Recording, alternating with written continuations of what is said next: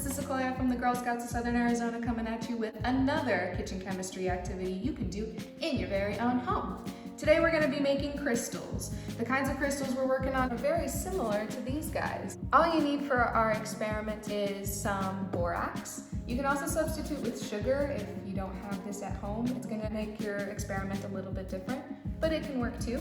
You're also going to need some food coloring, some pretty thin string, a pencil, some pipe cleaners, a tablespoon measurer, some scissors, a glass jar, and a few cups of boiling hot water. If you need an adult to help you out with this, no problem.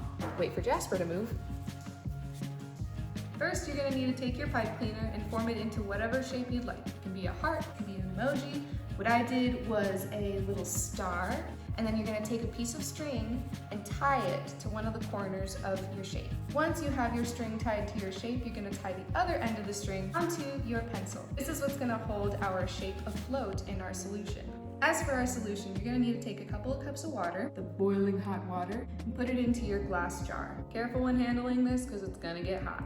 Next, we're going to take some borax. For every cup of water, put in at least 3 tablespoons of borax. Now that your solution is super cloudy and you've got a lot of powder at the bottom, we're going to mix it up until all of that borax is totally dissolved. So once you've got it pretty clear, you're going to add whatever food coloring you'd like. I'm going to make my star nice and bright yellow, so I'm going to add just a couple drops of yellow food coloring. And then we're going to take our pencil and our tied pipe cleaner and just gently drop it into the liquid. And then we're going to leave it there for at least 24 hours. You can let it sit for 3 days if you'd like to. The more you let it sit, the more crystals are going to form. Keep it in an area that's not going to get bumped around or messed with too much, and then we'll see how it turns out. Wow, that was fast. Here's our completed crystal. We're gonna untie it from our pencil and dry it off a little bit. And there you have it, a completed crystal.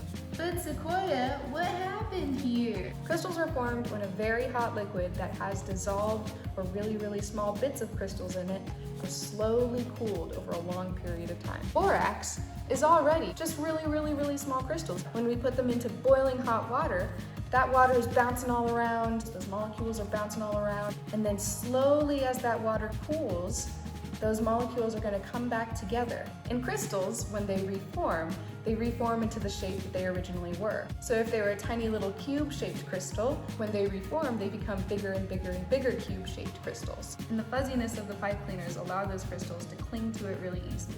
So we have a crystal shape. Thank you so much for watching. Please share with us your crystal creation. Share it using the hashtag VirtualGSSOAZ, and we'll see what we can make together. See you later.